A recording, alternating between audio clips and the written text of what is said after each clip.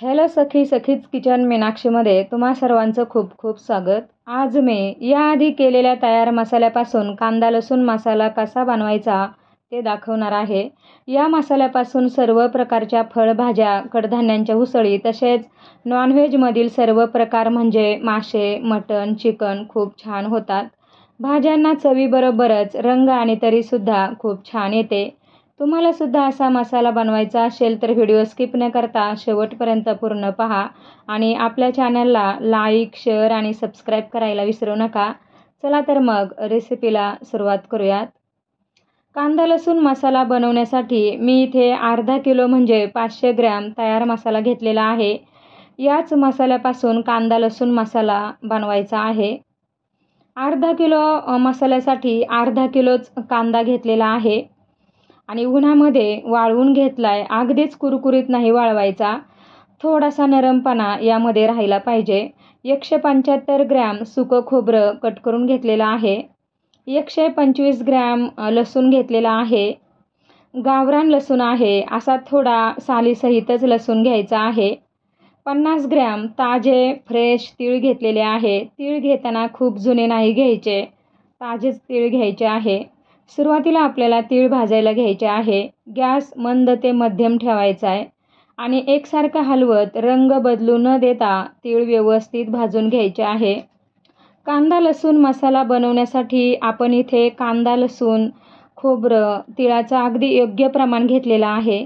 खूप छान मसाला होतो अशा पद्धतीने जर सगळं साहित्य व्यवस्थित घेतलं तर. तीळ व्यवस्थित भाजलेले आहे आणि आता खोबरं भाजायला घ्यायचं आहे. तेल तापल्यानंतर खोबरं तळून घ्यायचं आहे. तेल सुरुवातीला खूप नाही तापवायचं, नाहीतर खोबरं लगेच करपू शकतं. मीडियम गॅसवर हलक्याशा गुलाबी रंगावर चांगलं तळून घ्यायचं, पण ते तळलं गेलं पाहिजे, खूप लाल नाही करायचं. खोबरं जर किसून घेतलं तर न तळता चांगलं भाजून घ्यायचं. खोबऱ्याला असाच रंग आला पाहिजे, खूप लाल नाही करायचं. याच प्रकारे बाकीचं खोबरंसुद्धा तळून घ्यायचं आहे अशाच पद्धतीने. हा मसाला घातल्यामुळे भाजीला चव तर छान येतेच, परंतु रंग आणि तरीसुद्धा खूप छान येते. विशेषतः नॉनव्हेज रेसिपीज खूप छान होतात.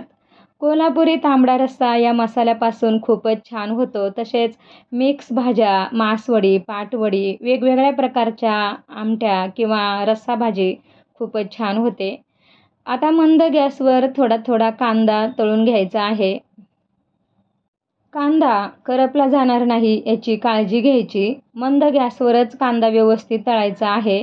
म्हणूनच कांदा अगोदर उन्हामध्ये खूप कडक नाही करायचा, थोडासा ओलसरपणा त्यामध्ये ठेवायचा आहे, म्हणजे कांदा हळूहळू आणि छान तळला जातो.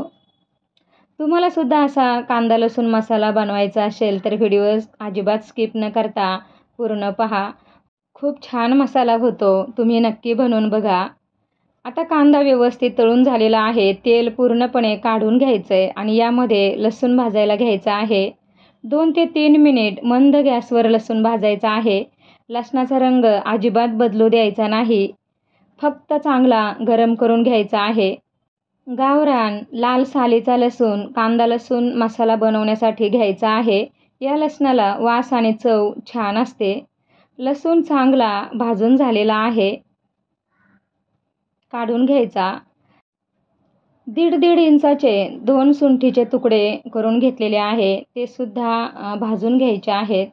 तुम्हाला आवडत असल्यास तुम्ही यामध्ये थोडासा कढीपत्ता आणि कोथिंबीरसुद्धा घालू शकता. फक्त कोथिंबीर स्वच्छ धुवून सुकवून घ्यायची. इथे सगळं साहित्य आपलं व्यवस्थित भाजून झालेलं आहे आणि आता हे गार करून घ्यायचं आहे. कांदा आणि लसूण एकत्रित वाटायचं आहे आणि खोबरं तीळ वेगवेगळं वाटायचं आहे. तिळाची सेपरेट पावडर करून घ्यायची आहे आणि खोबरं तेल सुटेपर्यंत एकदम बारीक वाटून घ्यायचं आहे. कांदा आणि लसणाची इथे मी जाडसर पेस्ट करून घेतलेली आहे, खूप बारीक नाही करायची, कारण सगळं साहित्य मिक्स करून पुन्हा थोडं मिक्सरला फिरवून घ्यायचं आहे.